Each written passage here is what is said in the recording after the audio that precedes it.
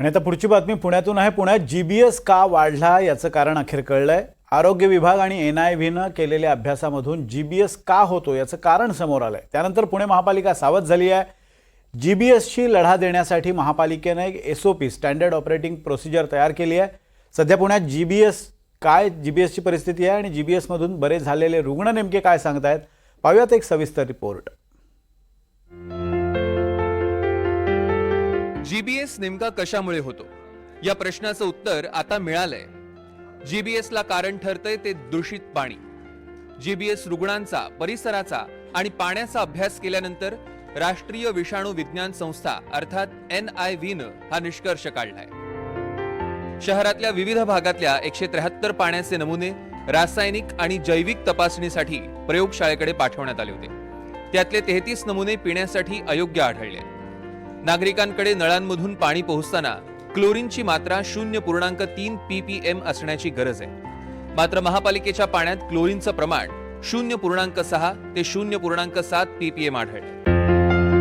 पुण्याच्या नांदेड सिटी परिसरात असलेल्या विहिरीचं पाणी प्यायल्यानं या परिसरात जीबीएसच्या रुग्णांचं प्रमाण अधिक आहे। मी सध्या नांदेड सिटी या परिसरामध्ये ज्या ठिकाणच्या विहिरीचं पाणी पिल्यामुळे या परिसरातील नागरिकांना या जीबीएसच्या लागण झाल्याचं पाहायला मिळत होतं। त्यामुळे एकूणच आता WHO चे जे अधिकारी आहेत ते पुणे जिल्ह्यातील जे वैद्यकीय अधिकारी आहेत हे ज्या परिसरामध्ये या जीबीएसचे रुग्णांची संख्या आढळून येते त्या परिसरात जाऊन त्या ठिकाणचे जे रुग्ण आहेत त्यांची भेट घेत प्रत्यक्ष कुठल्या परिस्थितीमध्ये या रुग्णांनी या आजाराची लागण झाली या सर्वांची माहिती घेतात। तसंच कुठलाही भविष्यामध्ये या परिसरातील अन्य जे नागरिक आहेत त्यांना या जीबीएसचा धोका संभवू नये यासाठी ते आपले जे कर्मचारी आहेत त्यांना सुद्धा प्रशिक्षण देताना एकूणच पाहायला मिळते।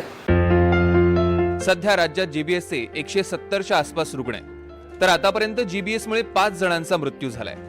या रुग्णांची संख्या वाढत असली तरी दुसरीकडे दिलासादायक बाब म्हणजे या रुग्णांचं बरं होण्याचं प्रमाणही चांगलं आहे। जीबीएस झाला तरी घाबरू नका असं आवाहन डॉक्टर आणि जीबीएस मधून बरे झालेले रुग्ण करतायत। सोबत आता ज्या पूर्णपणे रिकवर झालेल्या गृहिणी आहेत त्या गेल्या काही दिवसांपासून ससून रुग्णालयामध्ये जीबीएस वरती उपचार घेत होता। आता तुमची तब्येत पूर्णपणे बरी आहे।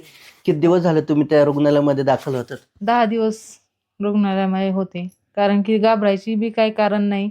कारण की तिथं उपचार थोडा असल्याचं गेलं ना की लगेच कव्हर पण होतंय। 10 दिवसात मी कव्हर पण झाले, कारण की जास्त झाल्यावर जास्त दिवस लागतात आणि थोडं आपले हातपाय दुखायला लागले किंवा हे जाणवायला लागले की आपले टेस्ट करून आपले मनातली भीती घालू शकतो आपण।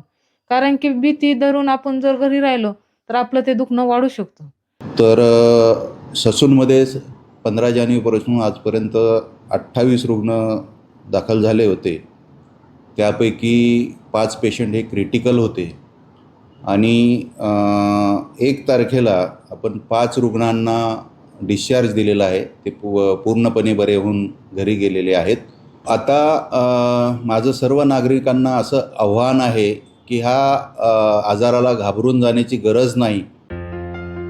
पुण्यातल्या खडकवासला, धायरी, किरकिटवाडी या परिसरामध्ये जीबीएस रुग्णांची संख्या वाढतेय। या भागातल्या नागरिकांना टँकरमधून पाणी पुरवठा केला जातो। टँकरच्या पाण्यामध्ये ई कोलाय नावाचा जीवाणू आढळलाय। टँकर मालकांनी योग्य खबरदारी न घेतल्यानं विषाणू सापडल्याचं समोर आलंय। पुण्याच्या धायरी, किरकिटवाडी, खडकवासला परिसरामध्ये मोठ्या प्रमाणावरती जीबीएसचे रुग्ण आढळून येत आहेत। पुणे महानगरपालिकेच्या वतीने या भागातील सर्वे करण्यात आला। त्यावेळेस धक्कादायक कारण समोर येते ते म्हणजे की या परिसरामध्ये ज्या टँकरद्वारे पाणी पुरवठा केला जातो त्या केंद्रातून ज्या वेळेस या टँकरमध्ये पाणी भरलं जातं त्यावेळेस त्या पाण्यामध्ये ई कोलाय नावाचा विषाणू आढळला आहे। पुणे जिल्ह्यातील 10 ठिकाणी अशा प्रकारच्या ज्या ठिकाणाहून पाणी पुरवठा केला जातो त्या ठिकाणच्या परिसरामध्ये हा विषाणू आढळून आल्यामुळे मोठ्या प्रमाणावरती खळबळ माजल्याने एकूणच जीबीएसशी लढा द्यायचा असेल तर शुद्ध पाणी पुरवावं लागणार आहे। त्यासाठी महापालिका आता जलशुद्धीकरणासाठी एसओपी तयार करणार आहे। जीबीएस आटोक्यात कसा येईल यासाठी राज्याचा आरोग्य विभाग, एनआयव्ही आणि जागतिक आरोग्य संघटना एकत्रित काम करतायत। मात्र यामध्ये सगळ्यात पहिली जबाबदारी आहे पुणे महापालिकेची। पुणे महापालिकेनं पाणी तातडीनं कसं शुद्ध होईल याच्या उपाययोजना केल्या तरच जीबीएस आटोक्यात येणार आहे। सूरज कसबेसह राहुल कुलकर्णी, NDTV मराठी, पुणे.